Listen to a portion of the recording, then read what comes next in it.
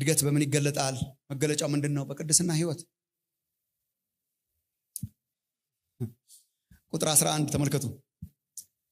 ወዳጆች ሆይ ነፍስን ከሚዋጋ ስጋዊ ምኞት ትርቁ ዘንድ እንግዶችና መጻተኞች እንደመሆናችሁ ለምናችኋለሁ ይላል። ስለሚመለከቱ ስለ መልካም ስራችሁ መጣበታለሁ። ስለሚመለከቱ ስለ ክፉ እንደምታደርጉ በዚያ እናንተን በሚያሙበት ነገር በሚጎበኝበት ቀን እግዚአብሔርን ያከብሩትን በአሕዛብ መካከል ኑሯችሁ መልካም ይሁን።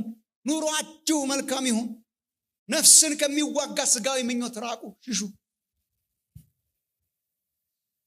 እንግዶች ናችሁ፣ መጻተኞች ናችሁ በዚህ ዓለም ላይ። ነፍሳችሁን የሚዋጋ ስጋዊ ምኞት አለ። ይሄ እኮ ከድርጊት በፊት ነው። ምኞት አለ። ተዋጉ። የሚያድግ ሰው በምን ያስታውቃል? ይዋጋል። ከምኞቱ ጋር ይዋጋል። ከክፉ ስጋው ጋር ይዋጋል። ከክፉ ስራ ጋር ይዋጋል። ኃጢአትን እንጆይ እያደረጉ ማደግ የለም። እግዚአብሔርን እየተዳፈሩ ማደግ የለም።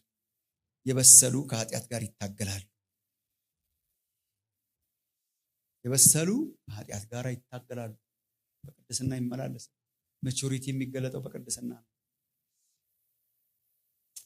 እዘለዋለሁ ምን ይደረጋል? ወደሚቀጥለው መሄድ ስላለብኝ ግን አይ ቲንክ በዚህ ዘመን ራሳችንን በጣም መፈተሽ አለብን። ከዓለም የተለየ ኑሮ ከቤተክርስቲያን ውስጥ ሲጠፋ ኮስችን ማድረግ ያለብን ምን ያህል እያደግን ነው። ሚስ አንደርስታንድ አታርጉኝ ወገኖች። የበሰለ ክርስቲያን ኮምፕሊትሊ ከኃጢአት ጸድቶ ፍጹምና የሆነ ነገር ይሆናል ማለት እያልኳቸው አይደለም። በዚህ የሚከራከሩ ሰዎች አሉ። በቃ ፍጹም በቃ ኃጢአት በአካባቢ ምንም የሌለን እሱን አይደለም። ግን ቢያንስ ካሬጅ አለው ቢያንስ የመታገል ተዋጊ መንፈስ በውስጡ አለ። ደስ እያለው አይጠጣውም። ደስ እያለው ውሸትን አይጠጣም። ደስ እያለው ርኩሰትን አይጠጣም። ደስ እያለው ዝሙትን አይጠጣም። ደስ እያለው እግዚአብሔር የማይከብርበት ነገር አይጠጣም። እግዚአብሔርን የማይመቸው ነገር አይመቸውም። ሲያረገው እንኳን አይመቸውም። አሁን እኮ ይሄ ነው የጠፋው ቸርች ውስጥ። ቢያንስ ሳይመቸን ብናረገው እኮ በጣም ምንም አይደለም። ቢያንስ ልጆቻችንን እኮ ሲወድቁ ያነሳናቸው ስለሚጮሁ ነው። አይመቻቸውም። መውደቅና ጭቃው አይመቻቸውም። እድገት በምን ይለካል? በቅድስና ህይወት። ኃጢአትን እንደ ውሃ እየጠጡ አድጌያለሁ እናንተ አላወቃችሁም እንጂ ይሄ አጉል ፉከራ ነው። እግዚአብሔር በንጽህና የምንገለጥበት ዘመን ያርግልን። ሌላስ? የሚያድግ ሰው በምን ይታወቃል? በምንድን ነው የሚለካው? በቅድስና መጠን፣ በኃጢአት መጸየፍ፣ ቅድስና ፍላጎትና ግለትና ፓሽን። ሁለተኛ ግን ምንም በቃ አይቀሩም። እነኚህ ሁልጊዜ በአዲስ ኪዳን አብረው ነው የሚጻፉት። በአብዛኛው ቅድስና ለእግዚአብሔር፣ ፍቅር ለሰው አለው። ቅድስና ለእግዚአብሔር አለው፣ ፍቅር ለሰው አለው። እያደገ ያለ ሰው ፍቅር ለሰው፣ የወንድማማች መዋደድ፣ ንጽህና እግዚአብሔርን በተመለከተ፣ በንጽህና መመላለስ እግዚአብሔርን በተመለከተ፣ እግዚአብሔር የሚጸየፋቸውን መጸየፍ እግዚአብሔርን በተመለከተ። ከዚያስ ወደ ጎን ደግሞ ስታየው የወንድማማች መዋደድ የታገኘ ነው። ምዕራፍ 1 ላይ ያለላችሁ ቁጥር 22 ጀምሮ ምዕራፍ 2ም አይ ቲንክ ኮኖቴሽን እሱ ነው። ምዕራፍ 1 ቁጥር 22 ጀምሮ እስከ ቁጥር 25 ድረስ። ምዕራፍ 1 ቁጥር 22 እስከ 25 ለእውነት እየታዘዛችሁ ከቅድስና ቀጥሎ እኮ ነው። ኢሚዲየትሊ ከቅድስና ቀጥሎ ለእውነት እየታዘዛችሁ ግብዝነት ለሌለበት ለወንድማማች መዋደድ ለወንድማማች መዋደድ ነፍሳችሁን አንጽታችሁ እርስ በርሳችሁ ከልባችሁ አጥብቃችሁ ቃል ነው ተዋደዱ። ደግመን እናንብበው። እወዳለሁ፣ እወድሻለሁ፣ እኔ ከማንም ጋር ጥልና ግጭት የለኝም የሚሉ ክርስቲያኖች አሉ። ኔጌቲቭ ቆጠራ የሚቆጥሩ አሉ። ተዋደዱ ሲባል እኔ በሰላም ነው የምኖረው፣ ተጣልቼ አላውቅም። አለመጣላት እኮ አይደለም መዋደድ። አለመጣላት እኮ አይደለም መዋደድ። አለመጣላትም አይቻልም። እንደዚህ በቃ ሳትነካካ ምንም ሳትል እሱማ እሱ አይደለም። በጣም መነካካት ነው መዋደድ። አጥብቃችሁ አንብበው መልሼ። ለእውነት እየታዘዛችሁ ግብዝነት ለሌለበት፣ ግብዝነት የሌለበት ማለት ድራማ ምናምን የሌለበት ማለት ነው። ግብዝነት ለሌለበት ለወንድማማች መዋደድ ነፍሳችሁን አንጽታችሁ እርስ በርሳችሁ ከልባችሁ አጥብቃችሁ ተዋደዱ። እርስ በርሳችሁ አጥብቃችሁ ተዋደዱ።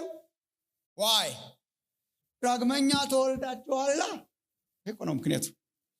የአንድ ቸርች አባላት ናቸው ምናምን እኮ አይደለም። ምክንያቱም ምንድነው? ዘርና ቋንቋችሁ አንድ አይነት ነው አይደለም እኮ። እርስ በርሳችሁ ተዋደዱ። ለምን? ቀለማችሁ አንድ ነው፣ እንጀራ እየበላችሁ ነው እኮ አይደለም። ምንድነው? ዳግመኛ ተወልዳችኋል ከማይጠፋ ዘር። ዳግመኛ የተወለዳችሁ በክርስቶስ። ዛሬ ደጋግሜ ያስወጣችሁ። ዳግም ልደት እኮ በጣም አስገራሚ ሚስጥር ነው። እኔ ልጅ የጠየቀችኝ ሰሞኑን 8 ዓመት ልጅ ናት እና በኋላ ትንሽ የናት ግን ቅመም ናት፣ በጣም ታወራለች እና ከሷ ጋር ሳወራ በጣም ደስ ይለኛል። እና የጥምቀት ትምህርት ካልተማርኩ ምናምን ብላ አስቸገረች ማለት እና በኋላ ቀስ ስናቆየው የሚቀጥለው ዙር እያለ ስናቆየው እኔ መቼ ነው ምናምን ትላለች ማለት ነው። በኋላ አይ በቃ ተማረ የመጀመሪያ ምዕራፍ ለመማር ሄደች ማለት ነው። ቻፕተር 1 ትመለስ ይካርጊያት ስንመለስ እንዴት ነው ገባሽ አልኩ። በጣም አልገባኝም ማለት በጣም አልገባኝ። ስለምንድን ነው ያወራሽ ተማሪሽ? በእንግሊዝኛ ልበላችሁ፣ በእንግሊዝኛ ስላለችው be born again.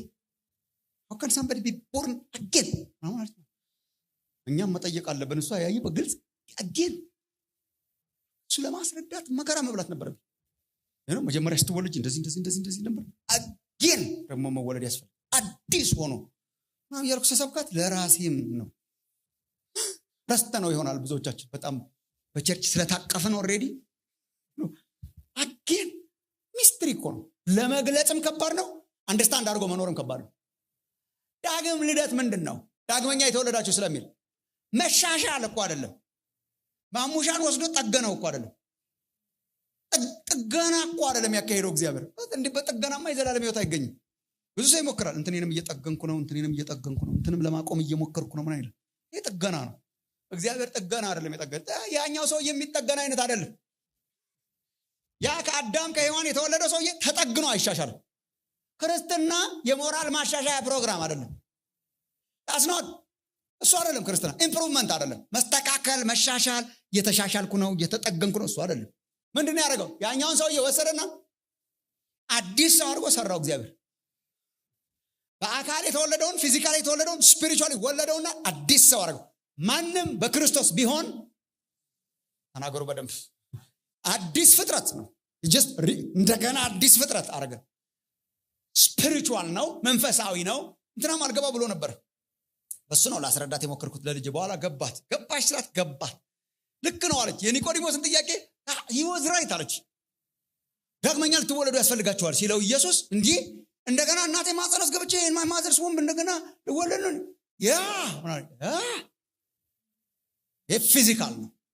ፊዚካል ነው፣ አካላዊ ነው። አንደኛ አይቻለም፣ ተመልሶ መግባትም አይቻለም። ብዙ ጊዜ ነግሬያችሁ ይሆናል እዚህ መድረክ ላይ። ተመልሰን ብንገባም የነበርንበት ነው። ምንም ሊለውጥ አይችልም። የእናት ሆድ ምንም ሊያደርግ አይችልም። ምን ሊያደርግ ይችላል? አይቻልም። ቢቻልም ምንም አያደርግም። ይኸው አሁንስ የሚወለዱት ሁሉ እኮ ምንም አይሆኑም። እንዳለ ከና ኃጢአታዊ ማንነታችን ነው የምንወጣው። ሰው እግዚአብሔር ምንድን ነው ያደረገው? ዲዲት በመንፈስ ነው ያደረገው። እና ስለ ነፋስ አወራው ለኒቆዲሞስ። ስለ ነፋስ አለው። እንዴት ነው ዳግመኛ ልወለድ የምችለው? እንዴት አታውቅም አንተ መምህር ስትሆን አለው። በመምህርነት አይገኝም። ይሄ በመለማመድ ነው የሚገኘው። ጌታ ቸር መሆኑን ተመራምራችኋል ሳይሆን ቀምሳችኋል። እግዚአብሔር ያቅምሳችሁ። እሱ ቀምሳችኋል። ምንድን ነው ያደረገው? ስለ ነፋስ አወራው። ሩዋህ በዕብራይስጥ፣ ኑማ በግሪክ፣ መንፈስ በአማርኛ ምንም ያው ነው። ስፒሪት ኢን እንግሊሽ ያው ብናገለብጠው ያው ነው። ግን ስለ ነፋስ አወራው። ምን አይነት ነፋስ? ነፋስ አታየውም፣ ግን ስራውን ታውቀዋለህ። ቤዚክ ነፋስ ይኸው በዚህ ጋር መጣ አትለውም። ስለ የሚታይ ነገር የለውም። ስራው ግን ያስታውቃል። እና ያለፈበት አካባቢ ያስታውቃል። ወይ አቧራውን ያጨሰዋል፣ ወይ ግንዱን ይገነድሰዋል። እና ዱ አድርጎት ሲሄድ ነፋሱ በዚህ በኩል አለፈ ምንለው አይተነው ሳይሆን ስራውን አስተውለን ነው። እሷን ነው እኮ እግዚአብሔር ያደረገው በህይወታችን። ምን አደረገ? ነፋስ መጣ፣ የእግዚአብሔር መንፈስ መጣና በልባችን ውስጥ ገባና አላየነውም። ሰርቶት የሄደውን ግን እናውቀዋለን። በነጋታው ስንነቃ የሆነ ነገር ሆነናል። አዲስ ፍጥረት ሆነናል። አዲስ ማንነት ሰጥቶናል። የቀድሞውን አሳልፎ የቀድሞውን ሽሮ አዲስ ማንነት ሰጥቶን ሲሄድ ግን አይተነዋል። እሷ ምን ትባላለች? ዳግም ልደት በመንፈስ ቅዱስ ትባላለች። ዳግመኛ የወለደን እግዚአብሔር የተባረከ ይሆን። ለዚህ ነው የሚያመልኩት። እግዚአብሔር ይባረክ። ዳግመኛ የወለደን እግዚአብሔር ይባረክ። ዳግም ልደት የሰጠን እግዚአብሔር። ለምን? የሰው ስራ አይደለችም። አዲስ ማንነትን ሰጥቶን ሄደ።